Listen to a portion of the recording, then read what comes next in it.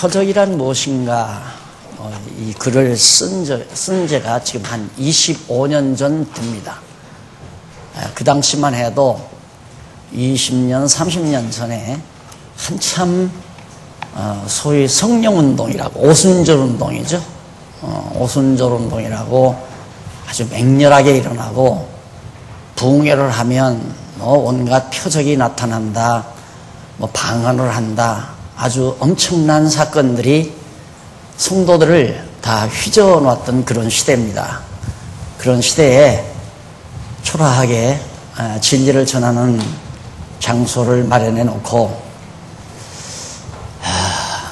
어떻게 하면 이렇게 혼란에 빠져 있는 성도들의 신앙을 바로 좀 잡아줄 수 있을까, 이렇게 생각하던 나머지 그 원인 분석을 해보니까 가르치는 자나 소위 성령운동을 하는 자들이나 또 그런 운동에 잘못 빠져가지고 신앙의 혼선을 믿고 있는 모든 사람들이 이 성경에 나오는 여러 가지 용어들, 쉽게 말하면 표적이라든가 방언이라든가 안식이라든가 이런 등등의 주요한 용어들에 대한 개념 정립이 정확하지를 않구나 하는 생각을 제가 하게 됐습니다.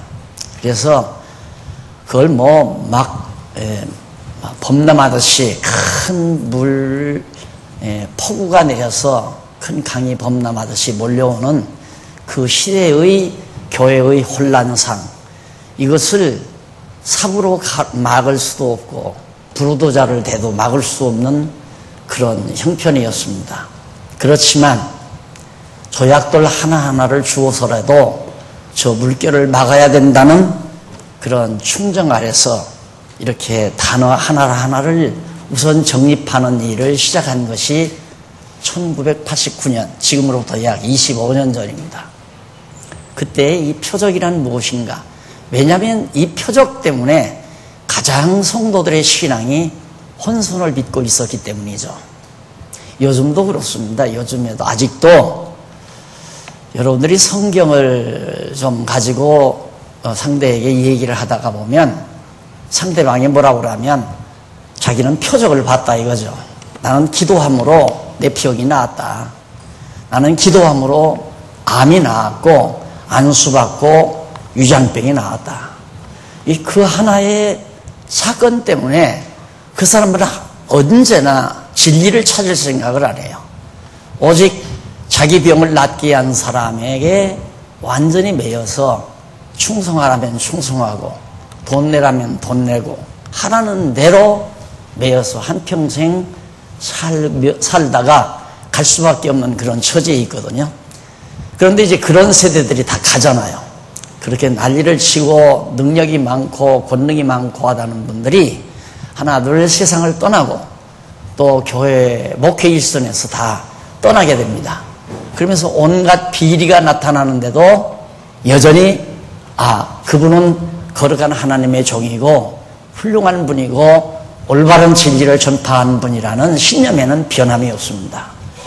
그런데 조금 생각하는 사람들은 이거 봐라, 이상하다, 정말 표적을 나타내고 기도함으로 안수함으로 병을 낫게 한 분인데 정말 하나님이 귀하게 쓰시는 말씀을 올바로 전해준 지도자인 줄 알았는데 알고 보니까 온갖 비행이 뒤에 도사리고 있었구나.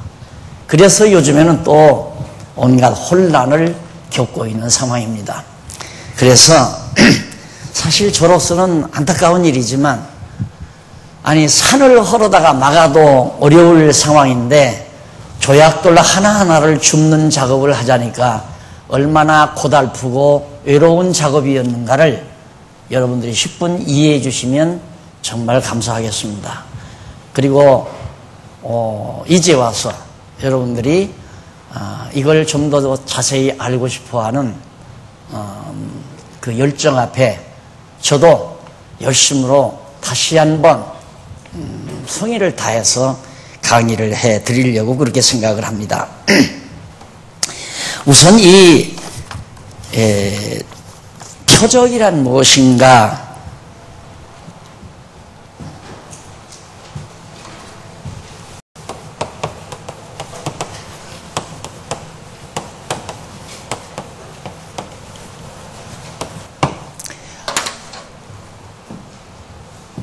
많은 사람들이 표적이 무엇인지도 모르고 이상한 현상만 나타나면 표적이 나타났다고 생각하니까요. 내지는 기적 또는 이적, 기적이라고도 하고 이적이라고도 하고 표적이라고도 하고. 그래서 허다한 많은 사람들이 표적 앞에는 정말 모두가 다 설복되는, 그러니까 이상한 현상만 나타나면 모든 성도들이 그냥 소위 말해서 거꾸로진다 이 말입니다. 와 해가지고. 그래서 이 표적에 대한 구체적인 이 얘기를 하자면 한이 없겠지만, 그래도 중요한 문제들 그 앞에 그 목차에 보시면은 표적이란 무엇인가 나옵니다.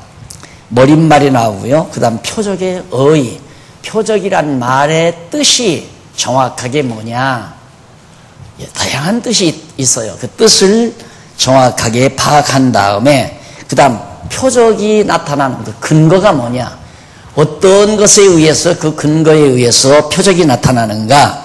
그래서 표적의 근거, 그 다음 표적의 주체, 누가 표적을 행하는가, 그 다음 표적의 특성, 표적이란 어떤 특성을 지니고 있는가, 그 다음 표적의 목적은 무엇이고, 마지막으로 표적의 절정, 최고의 표적이란 무엇인가 등을 거론함으로 올바른 표적에 대한 이해를 여러분들에게 도모해 드리려고 그렇게 생각을 합니다. 그럼 본론에 가서요, 제가 사용하는 교재는 새로 나온 책이기 때문에 페이지 수가 조금 다를지 모릅니다. 옛날 거 가지고 계시면 15페이지에 보시면은 머릿말이 거기 나옵니다. 참 놀라운 것은 성경은 너무도 정황무오한 하나님의 말씀이라고 대부분 많은 사람들이 그렇게 알고 있습니다. 그런데 성경의 근거에서 신앙생활을 하게 되는데, 한국교회는 이 신학적인 바탕이 제대로 깔려있지 아니한 상태에서 서구로부터, 특히 캐나다나 미국으로부터 이제 선교를 받게 됐죠. 선교받은 지가 지금으로부터 100년, 110년이 훨씬 넘었으니까요. 생활도 정말 비참했고요. 그리고 지식도, 인간들의 지식 수준도 형편없었던 그런 시대였습니다. 그런데다가 불교나 샤머니즘, 또 더 나아가서는 이제 유교의 정신적 바탕, 우리 한국인들이 가지고 있는 건 유교의 도덕적인 그런 바탕, 그 위에다가 이제 샤머니즘에 가까운 그런 불교적인 색채, 정성만 들이면 뭐든지 다 얻을 수 있다고 하는 무속적 신앙, 거기에 꽉 쪄들려 있을 때에 복음을 받아들이게 된 거죠. 그러니까 예를 들면 기도하십시오 하면 이렇게 비는 게 기도라고 생각한 거예요. 그냥 정성스럽게 빌면 기도가 이루어진다. 그게 지금까지도 그런 생각을 많은 사람들이 하고 있습니다. 그러니 이게 얼마나 답답한 일입니까? 성경이 말하는 기도가 아니고, 여러분 성도님들 기도하십시오, 선교사가 와서 기도하라고 그러니까 정성 들여 공들이라는 얘기로구나. 그래서 쉬지 않고 새벽마다 금요일마다 철야 기도를 하고 산에 가서 울며 불며 통곡하며 기도하고, 그런 것이 지금도 그냥 이어온다 이 말입니다. 왜? 성경이 말하는 기도에 대한 정확한 개념 정립이 안 됐기 때문이거든요.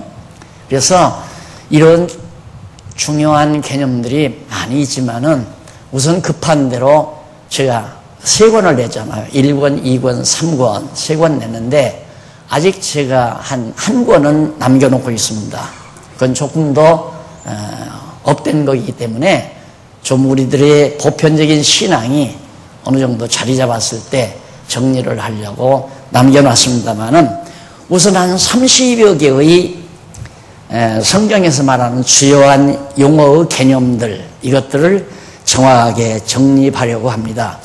우리 성도님들도 아마 이걸 제가 강의를 했지만 그 당시에는 별로 이 강의에 대한 중요성에 대해서 인지도 못했고, 배우려고 하는 생각보다는 그냥 교회 왔으니까 목사님 강의하니까 듣자 이런 생각으로 들었기 때문에 그냥 스쳐 지나가는 것들이 많을 거예요.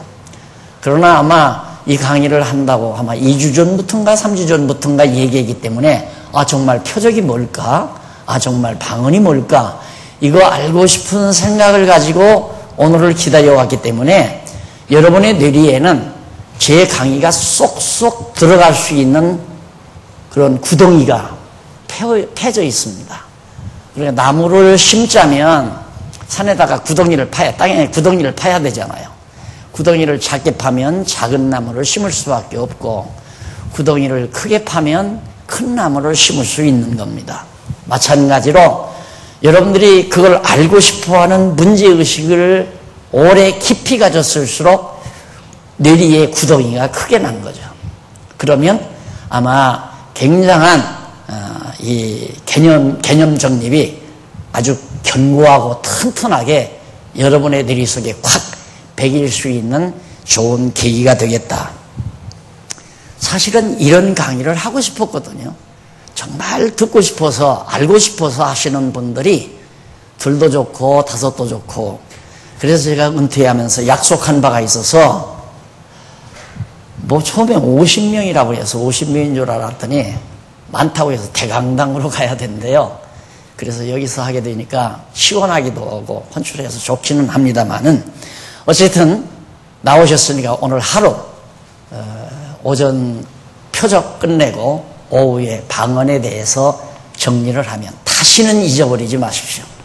그래서 아직도 여러분의 주변 속에 방언이나 표적에 대해서 혼란을 빚고 있는 영혼들, 사랑하는 친구들, 그리고 가족들에게 정확하게 말씀에 의해서 표적과 방언이 무엇인지를 전달해 주어가지고 신앙의 방황을 끝내고 진리반석 위에 올바르게 신앙이 서질 수 있는 계기를 마련해 줄 수 있는 역사가 여러분이 되어야 된다 이 말입니다.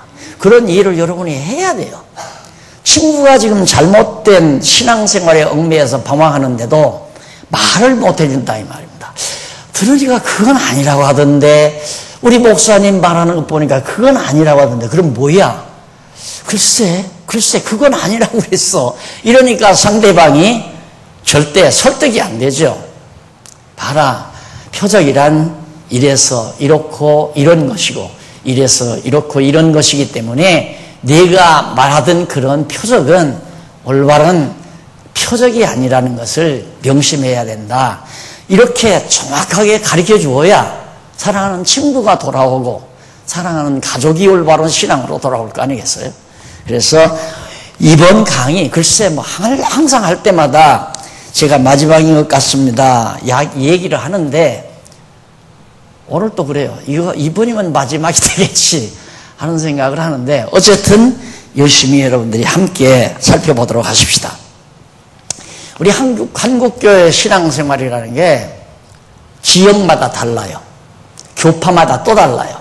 똑같은 성경을 놓고 예수를 믿는데 교파마다 다 달라요. 또 지역마다 달라요. 나라마다 달라요. 또 뿐만 아니라 가정마다 달라요. 교회마다 다르고 더 나아가서는 가족끼리도 달라요. 아버지 신앙은 저런데 어머니 신앙은 저렇고 딸의 신앙은 이렇고 아들의 신앙은 자유주의고 어머니의 신앙은 순복음이고 그리고 아버지의 신앙은 장로교고 이런 식이라 말입니다. 그러니까 도대체 올바른 신앙이 뭔가 이것을 허다한 학자들도 찾으려고 노력하고 허다한 지도자들이 찾으려고 노력하지만은 이 말 들으면 이것이 옳은 것 같고 저 말 들으면 저것이 옳은 것 같으니까 내 것만 옳다라고 주장을 못한다 이 말이에요. 그러니까 그냥 좌우지간 자기들 나름대로 아는 대로 열심히 뜨겁게 전하기만 하면 하나님의 말씀이라고 성도들이 받을 수밖에 없는, 그래서 잘못 걸리면 예를 들어서 자기 신앙이 한 번 잘못 걸리면 빠져나오기가 힘들죠. 왜 나는 장로교를 가나? 나는 왜 성결교를 가나? 나는 왜 오순절교회를 가나? 나는 무엇 때문에 천주교를 가나? 이 가는 이유가 분명해야 되는데 무조건 남의 말 듣고 거기가 참 좋다더라, 경건하고 좋다더라, 거기가 참 뜨겁고 좋다더라. 그 말 한마디 듣고 가가지고 빠져버리면 일평생 자기 신앙 하나 견고히 가지지 못하고 흔들리며 살다가 죽을 수밖에 없는, 예수를 그리스도로 믿으면 구원 얻는 데는 지장이 없어요. 그러나 신앙생활에서 많은 혼란을 겪죠. 예를 들면 그렇습니다. 내가 낳은 자식은 내 품 안에 있어도 내 자식이고, 유괴범에게 끌려가서 지금 끌려가가지고 어디에 저 산골이나 저 시골 구석에서 농장에 가서 열심히 땀 흘리며 일하고 살아도 내 자식이면 틀림이 없잖아요. 그와 마찬가지로 하나님의 택한 백성은 오순절에 있건 또한 천주교에 있건, 그렇지 않으면 성결교에 있건 감리교에 있건 장로교에 있건, 하나님의 택한 백성은 하나님께서 언제라도 찾으십니다. 당신 아들로서. 그러나 이 땅에 사는 동안 쓸데없는 고생을 많이 하는 거죠. 엄청난 고통을 많이 당한다 그 말이에요. 그러니까 그게 안타깝지 않을 수가 없잖아요. 그래서 오늘 특별히 제일 먼저 제1권에서 표적을 택한 것은, 제가 청안동에서 처음 교회를 딱 시작하니까 바로 옆에 2층에 거기도 교회 하나 있었어요. 오순절 교회였어요. 소위 순복음교회. 근데 부흥회를 한다고 하는데 거기에서 우리 교회 나오시는 권사님 되셔서 세상 뜨셨습니다만은 그분이 귀가 어두웠대요. 귀가 잘 안 들렸대요. 거기 가가지고 귀를 낫게 한다고 하는 표적을 보기 위해서 가셨던 얘기를 듣고 내가 하도 기가 막혀서 뭐 엄청난 부흥사가 와가지고 귀 먹은 사람 귀 뜨니까 성경에 귀머거리가 났고 뭐 듣고 눈을 뜨고 뭐 이런 성경이 있잖아요. 그런 역사가 나타난다고 하도 호통을 쳐서 갔더래요. 갔더니만 귀 먹은 사람이 나오라고 그러더래요. 그래서 당신도 나갔대요. 다 나갔었더니만 저리 가서라고 그래요. 저리 가서. 그렇게 저리 가서라니까 저리 가서 서라는가 보다 하고 이제 가서 저 뒤에 가서 섰는데 딱 뒤에 서서 가만히 보니까 목사가 그 강사가 뭐라고 큰 소리로 와 하면서 묻더래요. 그래 예 그러니까 할렐루야 하면서 귀 떴다. 그러니까 뭔 말인지도 모르고 말하기 때문에 예 했대요. 그런데 자기가 말하는 말을 저 지금 귀가 떠서 들었다고. 지금도 안 들린다고 그러더라고요. 그러니까 그런 식의 아주 허망한 일들에 많은 영혼들이 농락을 당하기 때문에 그것뿐만 아니에요. 병이 나왔다, 암병을 고친다, 뭐 가서 안수를 받고 뭐 손가락으로 막 탁 긁어가지고 암덩어리를 뭐 폐 속에서 긁어낸다. 내가 거기도 현장도 가서 봤습니다만은 그렇게 우매한 많은 영혼들을 갖다가 그렇게 속여먹는 일들이 너무너무 많아서 우선 이 표적이 급하다. 그래서 제일 먼저 표적이란 무엇인가를 바로 그 당시에 말씀운동 개간지라고 있었어요. 거기다가 시키기 위해서 제가 이 글을 쓰게 됐던 겁니다. 그런데 문제는 거기 보면 머릿말에 기독교 신앙은 정황부호한 하나님의 말씀이 성경의 그 기초를 두고 있습니다. 기독교 신앙은 뭐니 해도 성경의 그 바탕을 두어요. 그렇기 때문에 어떤 기독교라도 성경에서 떠나면 안 되는 거거든요. 성경의 바탕을 두어야 되고 성경대로 믿어야 되고 성경대로 알아야 되고, 그런데 실상은 그렇게 되지를 못하고 있다 그 말이에요. 그래서 사실 우리 한국교회는 갑작스럽게 이렇게 1천만에 가까운 성도로 자라게 된 것은 그 역사적 배경을 보면 이유가 있어요. 사실 외정치하에서 의지할 것 없잖아요. 나라도 잃고 정말 이리저리 쫓겨다니고 농사를 해도 전부 다 빼앗기고 의지할 곳이 없으니까 그런 상태에서 미국에서 카나다에서 전달해준 복음을 일찍이 받아들였는데, 그런 상황에서는 민족을 위해서 나라를 위해서 이제 기도하게 되고, 그러다 보니까 거기서 이제 동질의식이 생겨가지고 결속하기 시작하고, 그래서 3.1 운동에도 목사님들이 기독교인들이 대부분 많잖아요. 33인 중에. 그만큼 이제 기독교가 외정치하에서 작용을 했거든요. 그러다 해방이 되자 하나님이 보호하사 우리나라 만세 하고, 와, 하나님이 결국 우리나라를 지켜서 해방시켰다. 왜냐하면 미국에 의해서 히로시마에다가 원자탄 떨어뜨리는 동에 황복했잖아요. 그러니까 하나님을 잘 믿는 미국이 우리나라를 이렇게 독립시켰다 해서 거의 그때는 예수 안 믿는 사람이 없을 정도로 모두가 다 하나님하고 다 모여들었던 겁니다. 그러다가 이제 딱 남북이 이렇게 갈라져가지고 남북전쟁, 결국 6.25 동란이 일어나면서 더 피폐하기 시작했죠. 그런 상태에서 이북에서 신앙생활 열심히 하던 목사님들, 성도들이 전부 남아있어요. 그래가지고 그분들이 와서 그 어려운 중에도 교회를 다 세우고 신앙생활을 시작한 거죠. 그러니까 부산이나 대구, 서울 이 등지에 지금 굵직한, 요즘에 신형 굵직한 교회 말고 명망 있는, 역사 있는 굵직한 교회들은 전부 이북에서 온 목사님들, 권사님들이 세운 교회들이었습니다. 그러니까 어디 갈 곳도 없고 가난하고, 그러니까 그 당시 미국에서는 우유, 이렇게 짐승들 먹는 우유 있잖아요, 덩어리. 그 다음 강냉이 가루, 이런 것들을 구호물자, 그게 막 교회를 통해서 막 퍼부어 줬단 말입니다. 그러니까 가난하니까 먹고 살 수 있는 길은 구호물자라도 받아다 입어야 되고, 강냉이 가루라도 받아다가 죽을 써서 연명을 해야 되고, 짐승들이 먹는 우유 덩어리라도 먹어야 영양 보충이 되니까. 그래서 교회로 운집하기 시작한 거예요. 무슨 교회가, 기독교가 진리고 그것이 복음이고 그래서 이게 되진 게 아니고, 그러다 보니까 이제 자리 잡아지고 정착 잡아지고, 그 이후에 성령운동이 일어났다고, 병이 낫는다, 안전마이가 일어났다, 엄청난 사건들이 벌어지면서 소위 전도환 운동, 용문산 운동, 그 다음 통일기업 운동, 이런 것들이 마구 범람하면서 한국교회가 곤욕을 많이 치르게 되고, 그래도 교회라고 했던 것은 성령운동이라고 하니까 거기에 다 넘어간 거예요. 그 이유는 우리 장로교 신학에 보면 성령론이 없어요. 장로교 신학에는. 우리 장로교회 신학에는 성령론이 없어요. 기독론도 있고 신론도 있는데 성령론이 없어요. 그 성령이 뭔지 잘 몰랐는데 갑자기 한쪽에서 성령 임했다고 하면서 방언한다, 예언한다, 환상봤다, 진동이 온다, 불덩어리가 떨어졌다, 이런 등등의 소리가 나니까 이게 뭐냐 하고 성경을 보니까 진짜 방언도 있고 예언도 있고 환상도 있고 음성도 있고, 그러니까 막 쏠리기 시작했어요. 처음에는 장로교에서 순복음교회 이단이라고 그랬어요.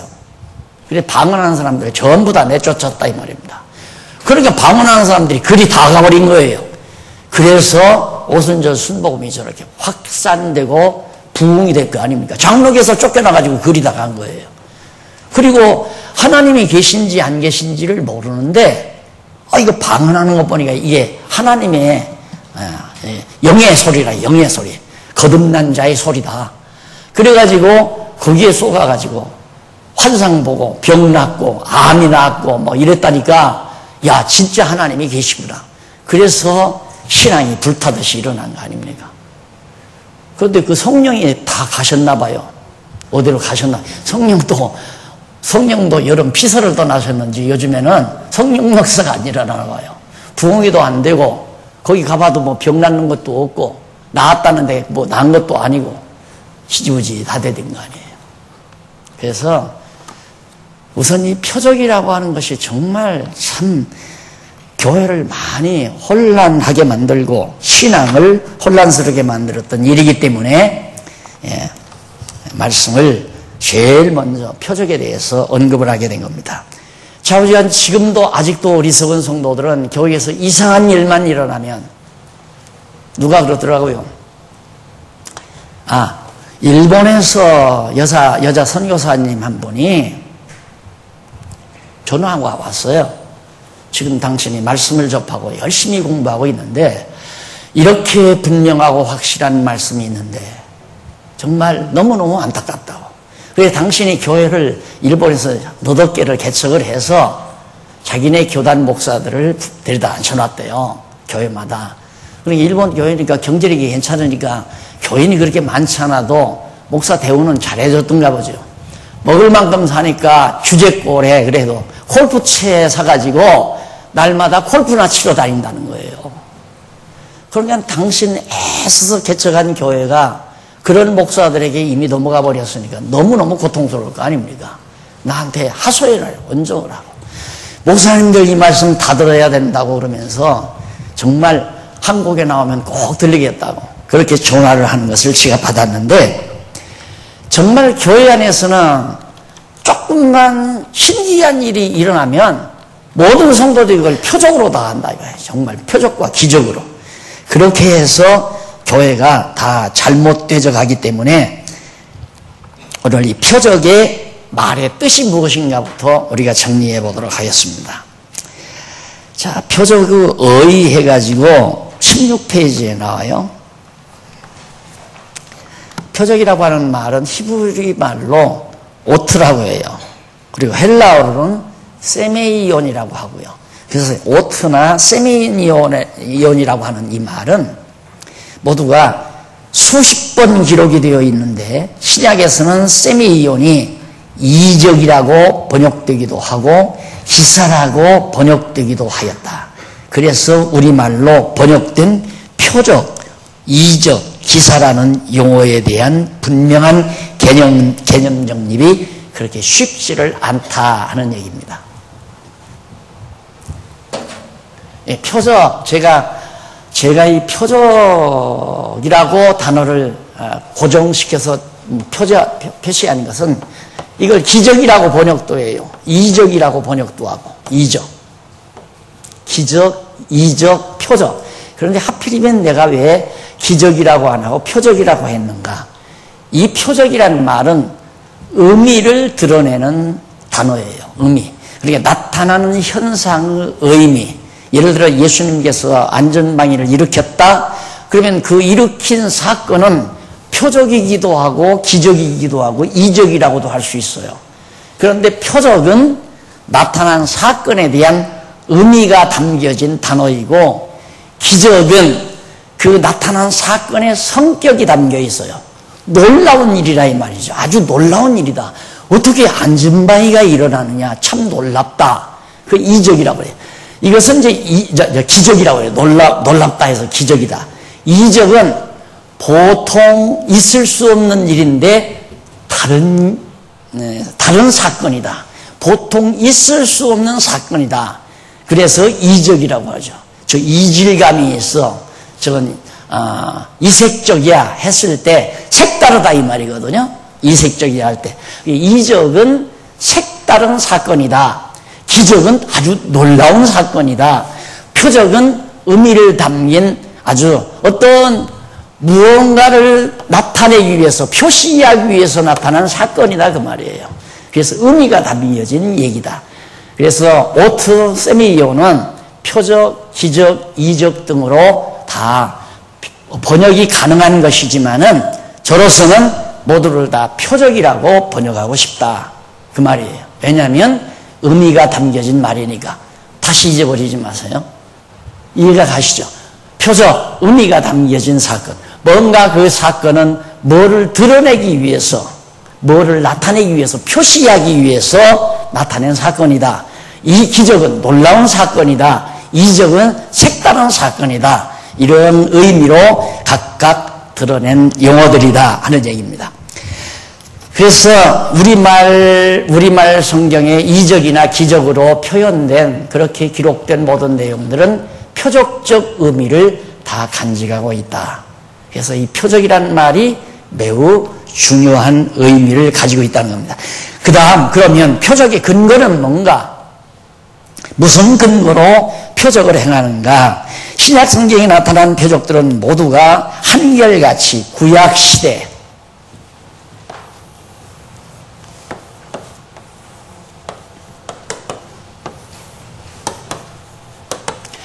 구약시대, 그러니까 신약시대 예수님이나 사도들이 나타낸 모든 표적들, 표적은 반드시 구약에 예언이 되어 있어요.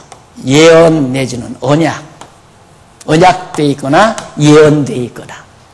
왜?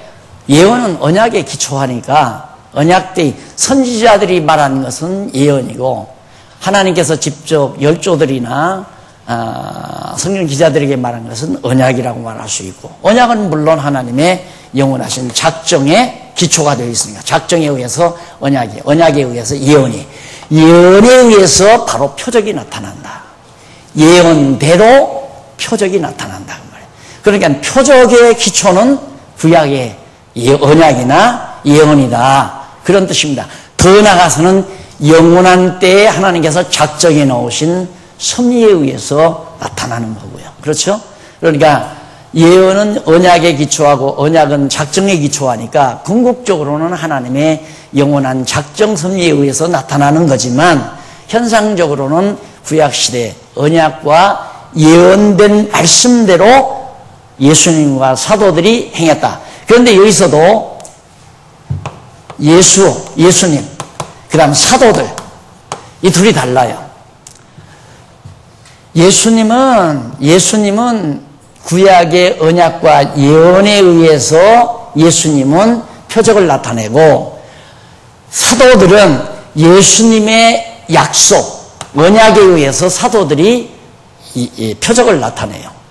그러니까 성경 예를 들어서 용기복음 5장 3절에 예수님께서 앞으로 박용기 너는 죽은 자를 살리리라 라고 예수님께서 이미 약속을 해주셨다면, 언약을 하셨다면 내가 지금 죽은 자를 살리죠.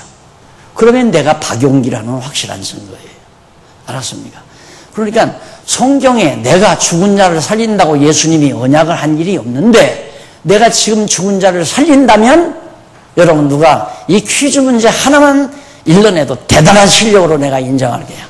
내가 죽은 자를 살렸다. 살릴 수 있어요, 없어요? 없다면 잘못하는 거예요. 살릴 수 있어요. 그게 문제라 이 말이에요. 그게 지금 내가 살린다는 얘기 아니라 나라도 살릴 수가 있는 경우가 있어요. 나뿐만 아니에요. 어떤 유명한 부흥사도 마찬가지고, 어떤 산중에서 깊이 도닦는 도인도 마찬가지고, 죽은 자를 살려내고 안전망이를 일으킬 수 있는 그런 사건이 있을 수 있다 이 말이에요. 어떤 경우일까요? 데살로니가서에 나오잖아요. 하나님께서 악한 영을, 거짓 영을 부려가지고 악한 영을 주어서 그 악한 영의 능력으로 죽은 자를 살리고 벙어리를 말하게 하고, 엄청난 만들어 놓은 인간으로 말도 하게 하고 하늘에서 불도 내려오게 만들고, 이게 바로 문제라 이 말입니다. 지금 내가 왜 죽은 자를 못 살리나? 내가 지금 죽은 자를 살리려면 대단한 영을, 대단한 거짓 영이나 악령을 내가 접해야 돼요. 그럼 죽은 자를 살려낼 수 있죠. 하늘에서 불이 내려오게 할 수도 있고. 그러니까 우리가 아까 예를 들어서 지금 나는 못한다고, 절대 죽은 자 못 살린다고 대답을 하셨으면 일부는 맞는 것 같지만, 앞으로 흔들릴 가능성이 있는 게 뭐냐면, 누군가가 나타나서 분명히 운명을 했는데 차디차게 다 굳어졌댔는데 관뚜껑을 열고 일어났다 이 말이에요. 누가 와서 안수를 하니까. 그러면 흔들려요, 안 흔들려요? 내 눈으로 보니까 직접 일어나더라 이 말이에요. 흔들려요, 안 흔들려요? 어떻게 흔들리나? 이야, 박영기 그 엉터리로구나. 잘못 배웠다 지금까지. 그렇게 다 흔들려버리고 마는 거예요. 그래서 이게 정말 표적 하나만이라도 정확하게 좀 한국교회 성도들이 알기만 알면 참 너무너무 제가 행복하겠는데요. 그러지를 않아요. 그 부흥사들이 다, 아까 그 얘기 하려다가 진도 생각하느라고 내가 못했는데, 일본에 어느 연예인을 우리 한국에서 개그맨 하다가 목사 된 사람이 있죠, 누군가. 그 사람이 일본에 와가지고 부흥회 한다고 막 쓰러뜨리고 그런데 막, 슉! 하면 막 팍팍 쓰러지고. 그게 난리가 났다는 거지, 미국이. 일본 교회가. 그 차력술로 가능하네, 도술로. 도술로. 사람은 영물이기 때문에 개발을 하면 돼요.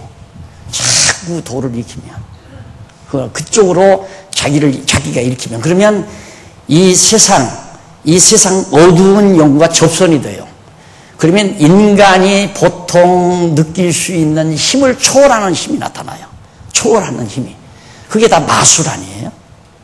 마술로도 그렇게 할 수 있고. 그러니까 마력이라고 하죠. 마력. 차력이란 말이 마력이란 말이에요. 이게 차력술로 확 하면 픽 쓰러지잖아요.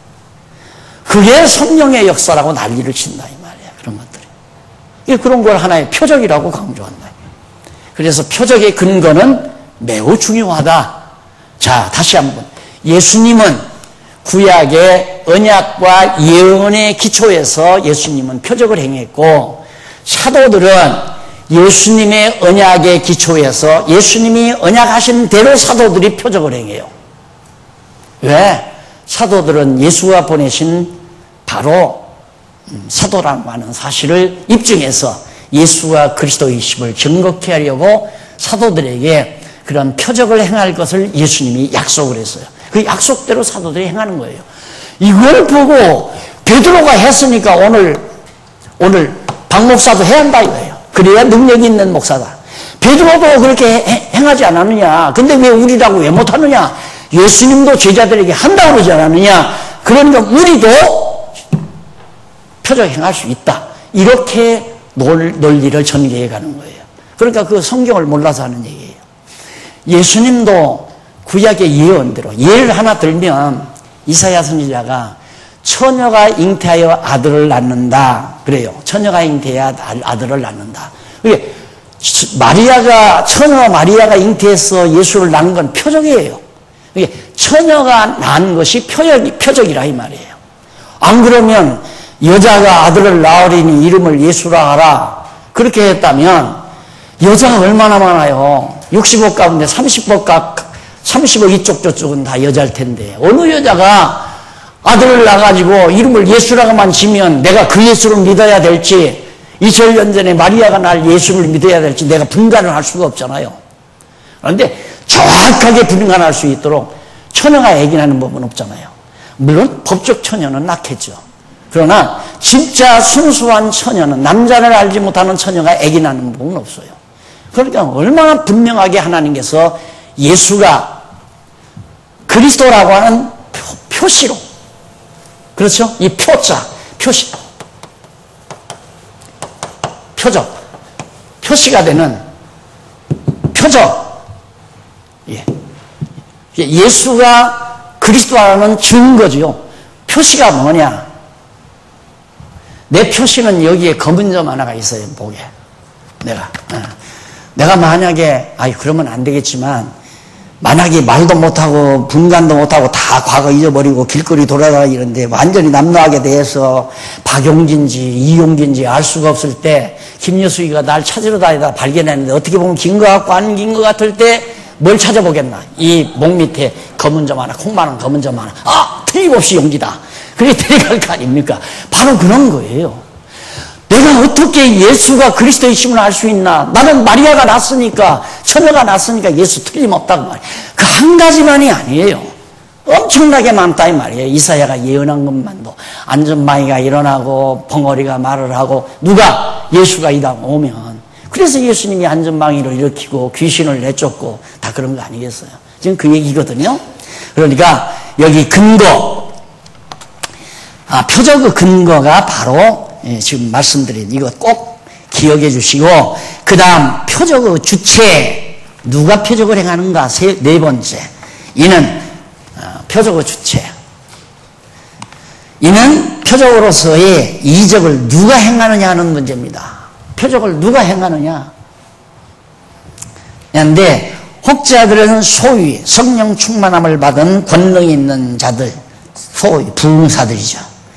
표적으로서의 이적을 행할 수 있다고 생각합니다. 특히 오순절주의자들이나 신비주의자들은 마가복음 16장 14절 이하에 기록된 말씀 가운데 믿는 자들에게는 표적이 따른다고 했다 하여 누구나 믿기만 하면 표적을 행할 수 있다고 주장합니다. 그뿐만 아니라 개혁교회 지도자들 중 소위 부흥사라고 자처하는 인사들까지라도 마치 표적을 행할 수 있다고 과장하여 선전하고 있는 이들도 허다합니다. 자, 믿는 자에게는 표적이 따른다. 아까 마가복음 16장 14절에 믿는 자들에게는 표적이 따른다고 그렇게 분명히 말씀하신 거 맞는데, 이걸 믿는 자들에게 라고 했다고 해서 오늘 우리가 다 예수를 믿으니까 우리들이 다 표적 행할 수 있다, 이렇게 단순하게 말하는 거예요. 예수님이 믿는 자들에게는 제자들에게 하는 얘기예요. 제자들에게. 마가복음 16장에서 제자들에게 너희들이 나를 예수를 그리스도로 믿는 자, 그 믿는 자들에게는 반드시 표적이 따른다. 예수님이 예언하잖아요. 언약하잖아요. 너희에게 표적이 따른다. 그래서 사도들이 표적을 행한 거예요. 그런데 늘 사도들이 표적을 행했나? 안 그래요. 초기만 표적을 행했지 후기에는, 예를 들어 베드로가 감옥에 갇혔댔잖아요. 그런데 감옥문이 열리잖아요. 바로 표적이 나타난 거죠. 바울도 그랬고요. 이게 베드로가 초기에 딱 감옥에서 딱 나왔단 말입니다. 밤중에 이제 천사가 문을 열어줘서 나왔는데, 베드로를 붙잡아다가 너 예수를 그리스도라고 말하지 마라. 부활했다는 말 하지 말아라. 그것만 안 하면 와주겠다. 그래도 베드로가 뭐라고 그래요? 내가 사람 말을 들으랴 하나님 말을 들으랴, 사람을 기쁘게 하랴 하나님을 기쁘게 하랴 하고 나와서 그냥 목숨 내대고 예수가 부활했다, 예수는 그리스도라고 증거했잖아요. 그런데 베드로가 나중에 붙들려서 전설에 의하면 거꾸로 못 박혀 죽었다고 그랬죠. 예수님이 예언한 대로 된 거예요. 너는 누가 원치 않는 곳으로 끌어간다. 동여가지고, 허리 동여가지고. 그런데 그대로 베드로는 비참하게 가서 죽죠. 그때 표적 나타나면 되잖아요.